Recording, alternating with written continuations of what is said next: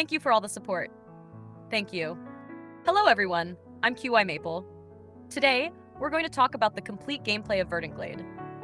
As a player who has already experienced Verdant Glade more than 10 times, I've accumulated lessons from every single run and committed myself to bringing newcomers the most comprehensive pitfall avoidance guide for Verdant Glade that you can find online.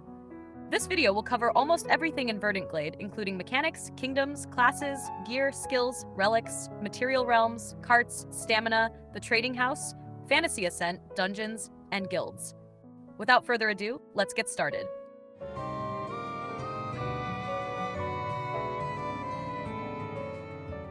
Before Verdant Glade, there is the starting island.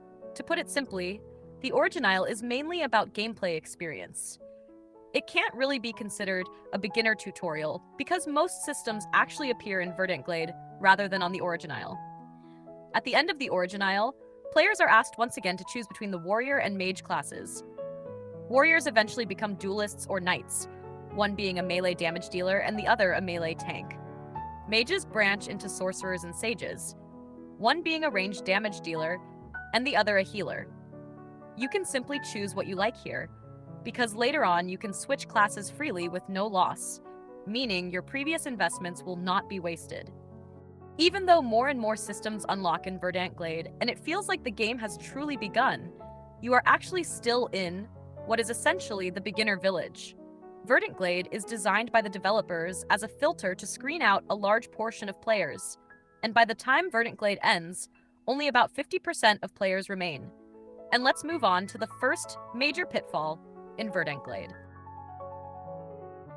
Every time you level up, you unlock new areas on the map. The more areas you unlock, the more goddess statues and lost goddess statues become available, and the faster you level up.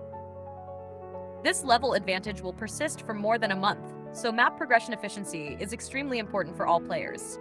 Players with higher spending will eventually convert this level advantage into more resources, more power, and special permanent titles. Temporal crystals grant 2 hours of AFK rewards.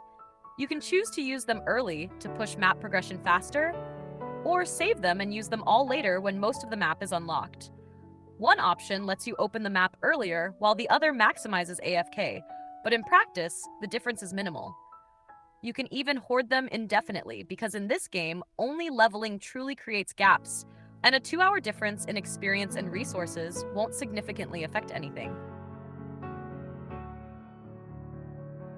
The blue star's wish and the pink star's prayer are commonly called the blue orb and pink orb by players. The blue orb performs a random skill draw across all skills and has a pity system. The pink orb performs a class-specific skill draw and also has pity, but it is harder to obtain despite the smaller pool. If you don't see the pink orb yet, that's completely normal, because advanced class progressions only appear in the next nation after Verdant Glade. The selectable skill exchange card allows you to directly choose any skill. I strongly recommend that all players save these and wait until the next nation before using them. If you ignore advice, you'll regret it by day 5 of the server. You can also join our Discord to discuss builds if you have concerns about skill combinations. In Verdant Glade, skills are a major and often overlooked source of combat power, and many players invest a large amount of resources here. However, no matter which class you choose, none of the first job skills will remain core skills that players can rely on in the future. To put it bluntly, none of the skills from Verdant Glade are truly important in the long run. Players who plan to play long-term should wait until the next nation before heavily investing prayer stones, especially those who buy out the shop and still have budget left. Free-to-play players don't need to hoard, because your power level doesn't allow you to retain excess pulls anyway. Skill combinations vary by class, and even within the same class, different builds use different setups. However, for players who only have access to the first class, there's no need to worry too much about optimization. The main reason is that the current number of warrior and mage skills is not enough to support a complete build system, so you can simply use whichever skill deals the most damage. Well, more helpful info is in the Discord. I started making those guides before the game launched. Hundreds of guides in here, and they really save your day. All are free. Welcome to check out.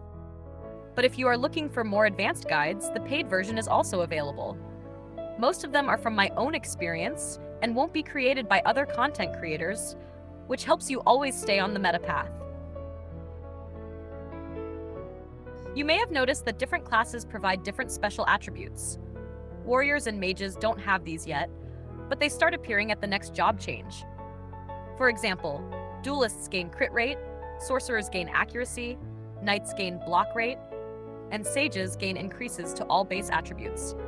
This game has many attributes, most of which don't matter much in Verdant Glade, but there are 3 that you should understand early on: crit, accuracy, and block. Think of them like rock, paper, scissors.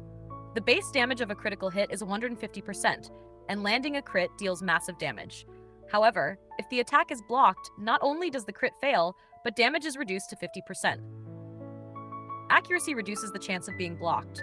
Although accuracy doesn't increase damage directly, it provides a form of damage floor. Duelists usually stack crit rate and crit DMG with some accuracy to avoid being blocked. Sorcerers focus on accuracy and crit rate for stable damage.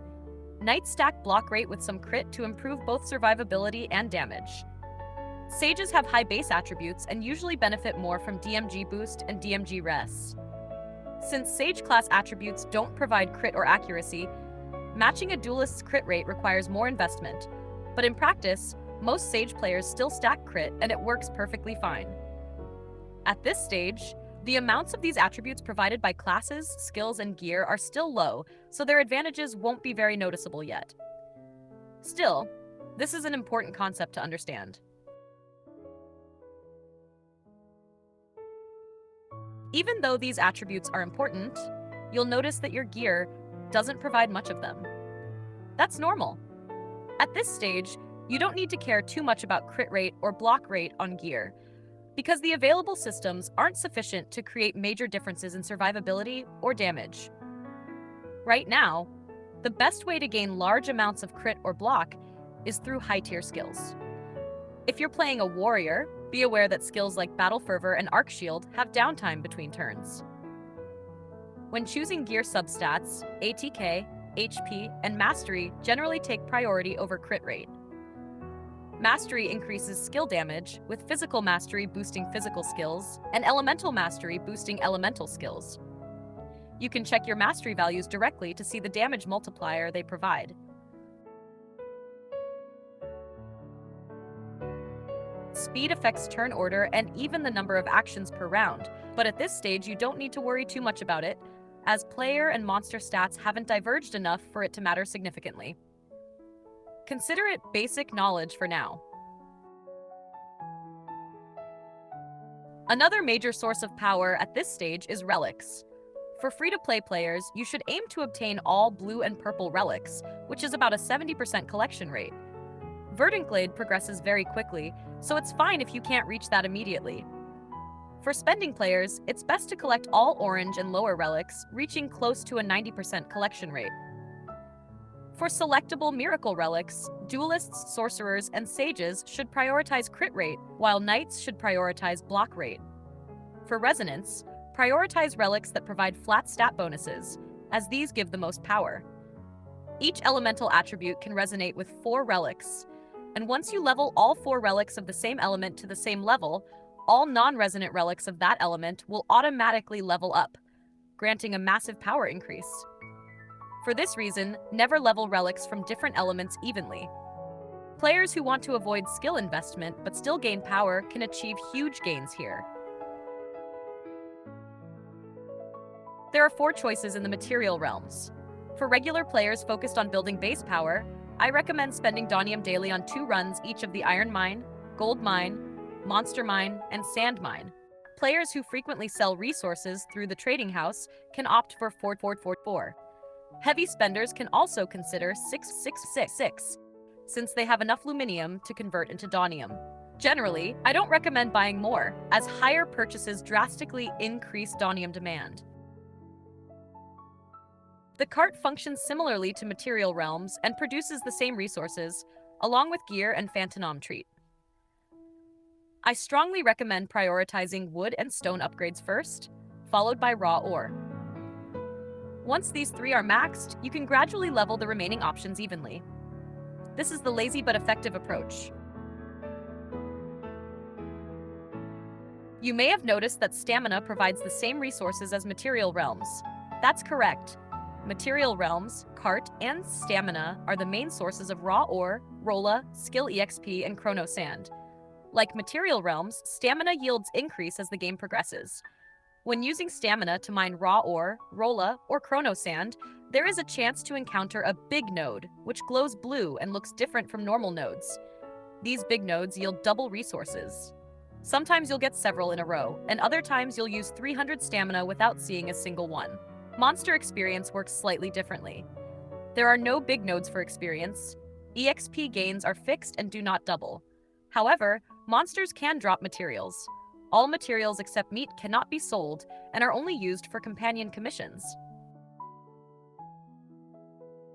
Since we've mentioned the trading house many times, let's talk about the trading house and auction house. The trading house is the main source of Donium for free-to-play players and also an important source of materials for high spenders.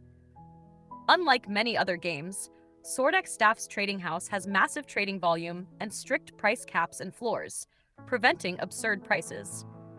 The auction house, on the other hand, can sometimes have extreme prices, depending on gear substats and whether the gear is considered meta for the current season.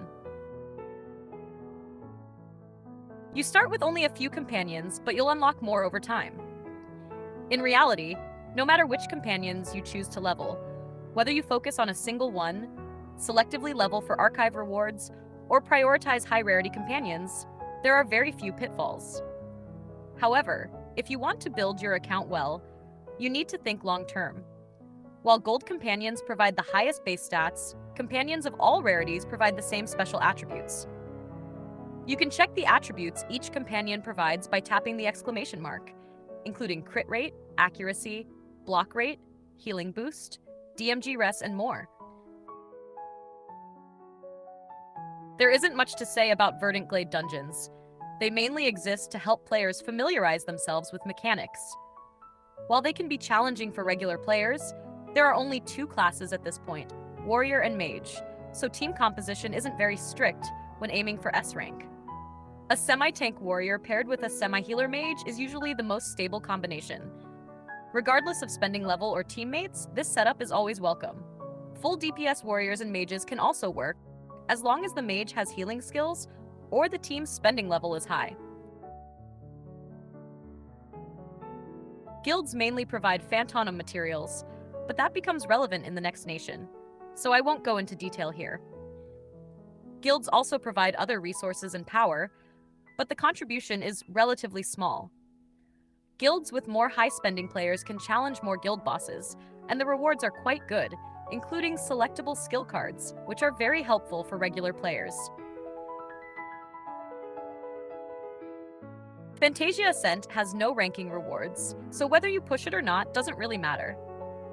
Daily quests require you to clear it once, so just do 1 run per day and then let it AFK.